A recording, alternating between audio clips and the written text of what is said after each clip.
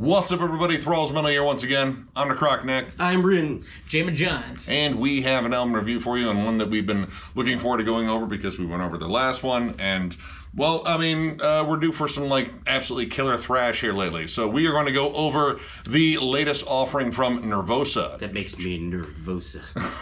Jailbreak. No, this is not a Thin Lizzy cover album. Tonight there's gonna be a jailbreak. Somewhere in the town. Anyway, this comes out on the 29th of September on Napalm Records. This band formed in 2010 in Sao Paulo, though they are considered more of an international band since they have members from Bulgaria and Greece in the band as well. The lone original member, Prika Amaral, pretty much has kept rotating the alignment ever since this band sort of parted ways with its original members, and those members went on to form Crypta. So this is their 5th album overall, and this is after yet another big lineup shift. Their last album, Perpetual Chaos, featured an entirely different lineup outside of Prika, and this time they have essentially whittled it down, and this is the first one where Prika does vocals now.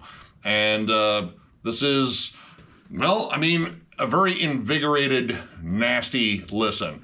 Their last album, you definitely heard them take more of a step towards death thrash overall, and I would say on this album they've taken steps in different directions as well. While thrash is definitely still the central sound for this band, there's a lot more going on this release than I would say in previous releases. And in fact, I would say this kind of flirts with a lot of different styles and sort of works it into their overall sound. First of all, great production on this record. Punchy drums, crunchy guitars, beefy chugs, warm bass, and it all sits really nicely in the mix. Nothing overpowers anything. The lead tone is, really, really good. But I just like the way everything sounds. And power is definitely a word for this because, man, this might be their heaviest offering yet. Again, the guitars are just super crunchy on here and very much just kind of dominate the mix to a degree. But again, everything has room to breathe in here.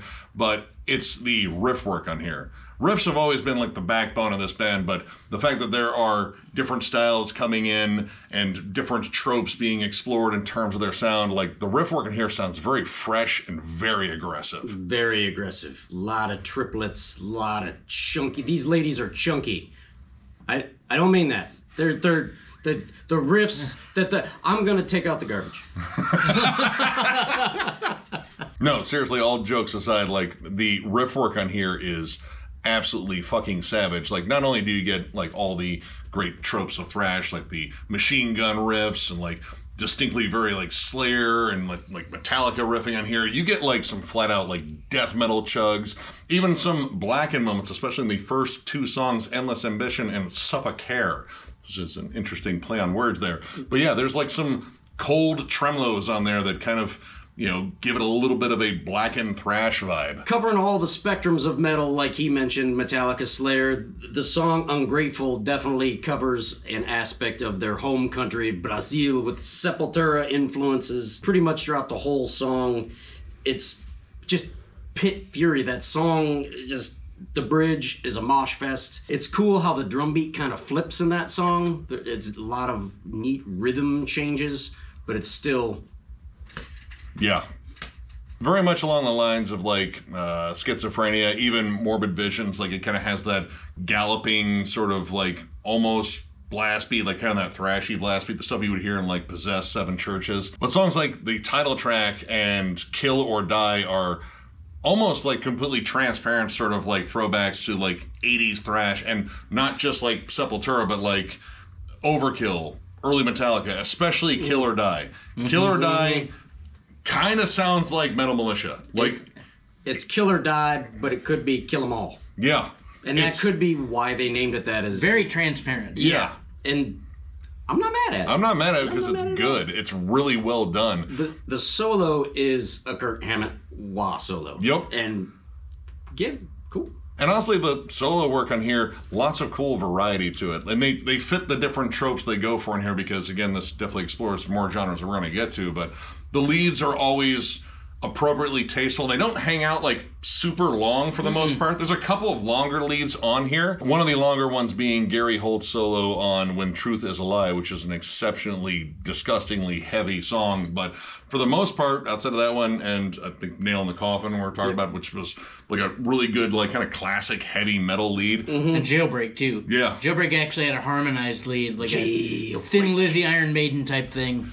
Which could be a nod to... They have to be aware of Jailbreak by Thin Lizzy. I mean, you have to be. You have to be. Either way, lead work on here is exceptional. And again, I like kind of how it flows with the different song tropes in here because, again, thrash metal, but we have songs that are distinctly more death metal on here, like When Truth Is a Lie, Superstition Failed, and Gates to the Fall, which is somehow probably the most sinister, evil sounding song in here. It kind of slows down everything. Yeah.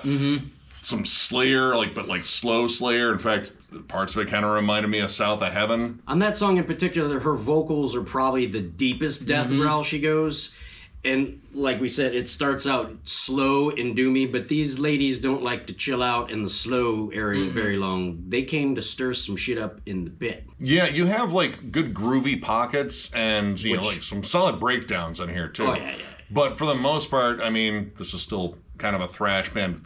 They like going fast, and the fast stuff in here is generally just packed with energy. They have luscious hair, and they want to aerate it round and round.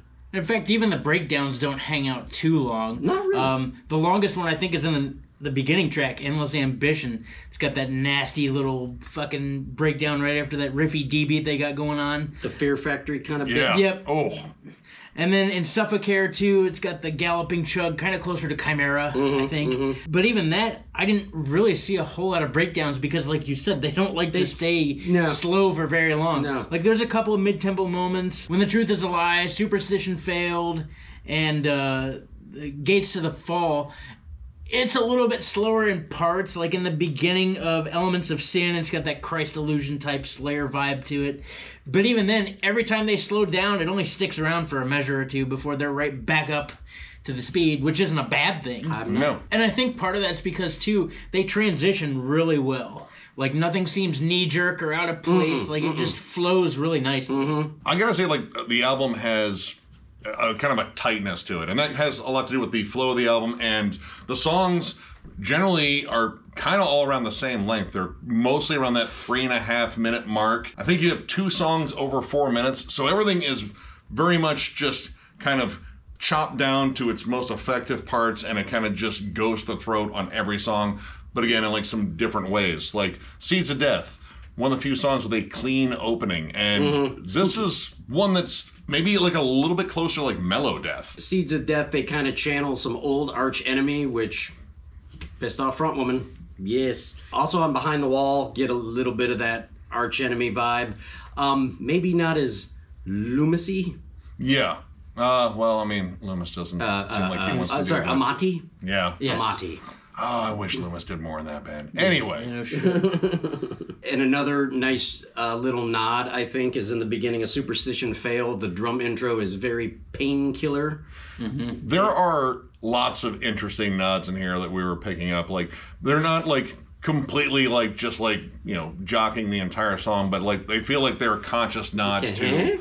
Did you pick that up? I mean, yeah, you had Gary Holt on here, and there's definitely some riffs on here that scream a little bit of Exodus.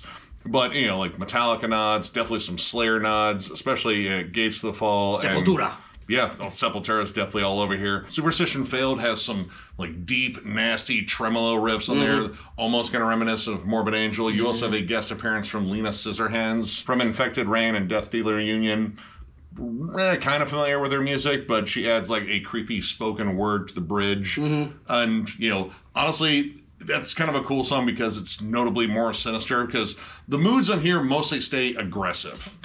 Everything is very in your face. You have some more triumphant songs, but for the most part, this album wants to get in a fight, and I kind of like that vibe. Right. They put out 3-4 singles, and most of them are with the triumphant choruses. The non-singles are Kick to the Pills. And I think one of the big things on here that really stood out to me are Preeka's vocals.